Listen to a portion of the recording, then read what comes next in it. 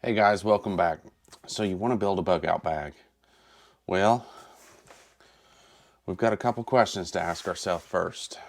Do you want it to be for something that'll get you by for 24 hours, just a day? You want it to be 72 hours? You want it to be an inch bag? I'm never coming home. Or maybe you just want to get home from where you work.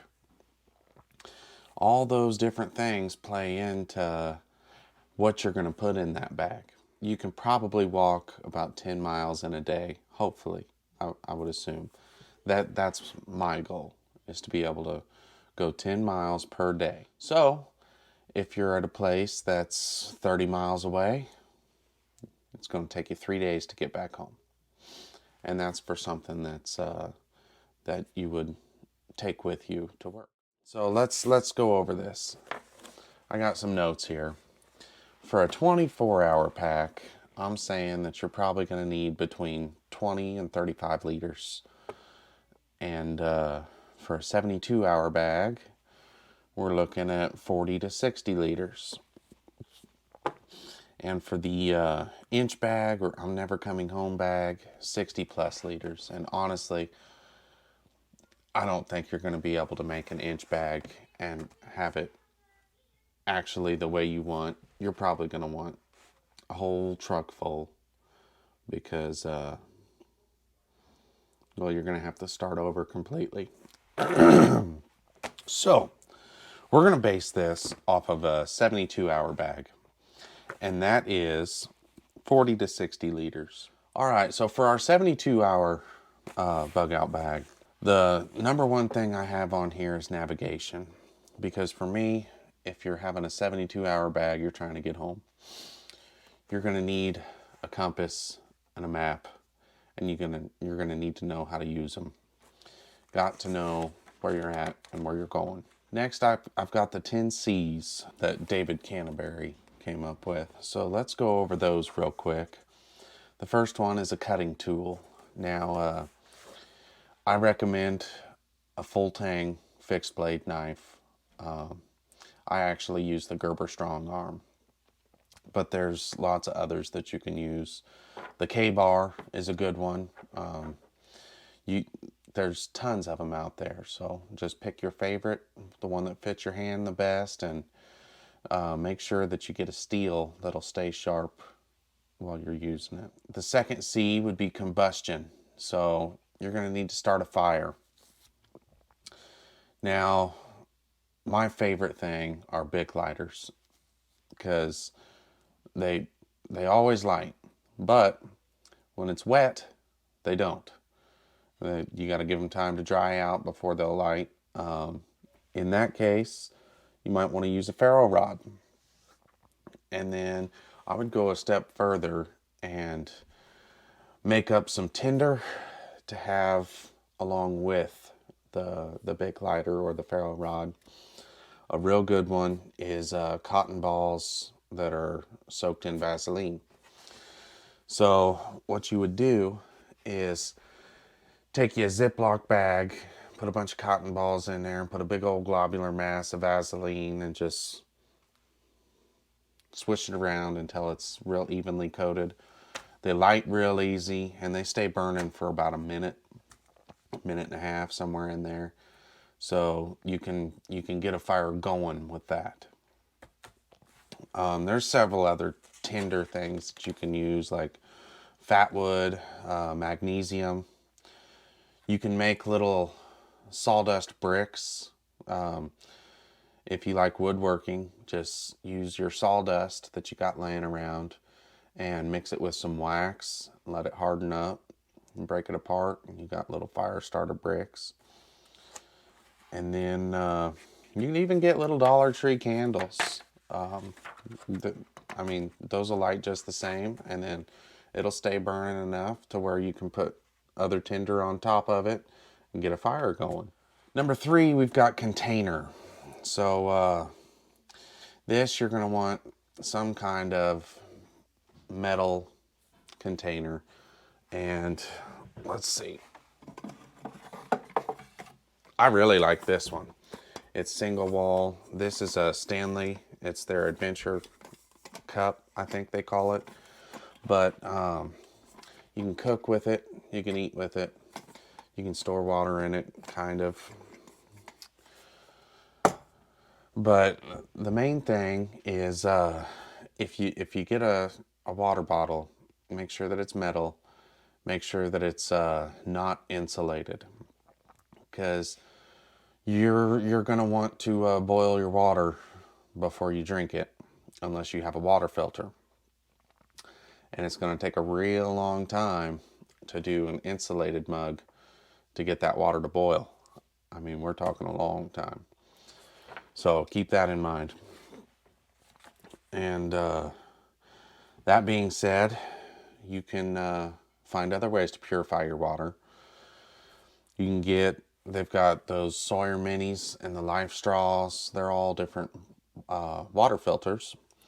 You can do the iodine drops, or they've got little water tablets where you just stick a tablet for, I don't know, it might be 32 ounces of water.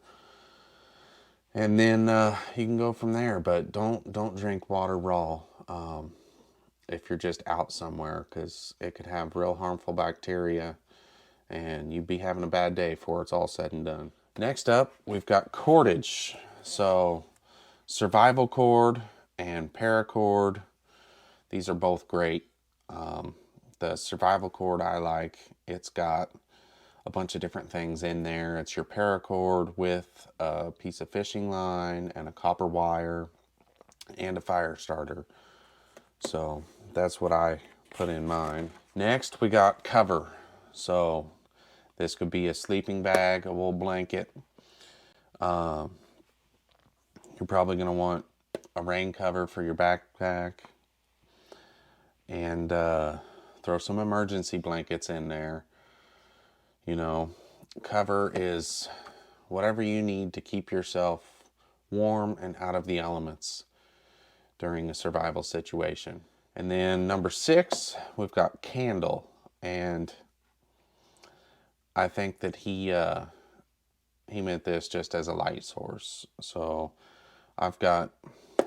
you just take your favorite flashlight and a couple extra sets of batteries. They've got those crank lights too that crank up, and you've got a flashlight. That's the plus on that. You never need to put more batteries in there. You can just recharge them by cranking it, but you'll have to do it quite a bit from the ones that I've seen. Number 7, we've got cloth. Walmart sells these flour sack towels, and I like them a lot. And think about toilet paper, maybe baby wipes to wash yourself off with, or get a washcloth, stuff like that. Compass is number 8. That's what he's got for number 8, and that goes along with our navigation. So, you know, a compass isn't going to do you a whole lot of good without a map. Make sure you've got both. I've also got written down here a pair of binoculars, maybe a monocular if you'd rather go that route. Number 9, he had cargo tape. So this will be your duct tape, your Gorilla tape. And then they also make 2-inch wide electrical tape, and that stuff's pretty good too. But just remember, like your duct tapes and Gorilla tapes, you can also use that as a fire starter as well. They are flammable, so keep that in mind. And for the 10th C, he had a canvas needle, and this would be like a sewing kit to, if you get a rip in your clothes, you can sew it up. Now for me, on a 72-hour pack, I'm going to leave that one behind, because I don't see myself needing to repair a whole lot in 72 hours. All right, Hamo. If you're planning on going camping or four-wheeling for these 72 hours, take a couple walkie-talkies with you, whoever's going with you. These ones are the Cobra right there, and you get the NOAA weather all that on them, and they're under $100. So food, 72 hours. You're gonna need food for 3 days. Breakfast, lunch, and dinner, preferably. Now, watch what you bring because you don't want to overload this pack. It's going to be real bad if half of your pack is filled up with 20, 30 pounds of food, and then you don't have any room for your other gear. So, try to keep it light. Medical, an IFAC, that's almost a given. I mean, anything could happen. You could cut yourself real bad, and if you hit an artery, you're going to die without a tourniquet. You probably ain't going to get to the hospital fast enough. So in those IFACs, they throw in tourniquets. Bear Independent with Refuge Medical sells a really good one. And then you can get them from other places too. And then protection. So what kind of scenario are you talking about here? If it's like the end of the world and you're trapped at work, you're probably going to want a way to protect yourself. If you're out and about and all of a sudden 100 people show up to loot a store, you're going to want to get out of there, and you're going to want to be able to handle a situation if it arises. So treat that the way that you think you should. So that's my take on all this. You don't have to have a specific set of gear to have a good bug out bag. What you need is the stuff that works for you. You don't need the top of the line pieces of equipment for everything. It can actually be bottom of the line, and you know what? You can be missing half of this stuff. If you've got the right skills, it doesn't matter. You're making it through anyway. So above all else, just remember that your skills are more valuable than your equipment. And with that being said, you guys have a good evening. We'll see you. Bye-bye.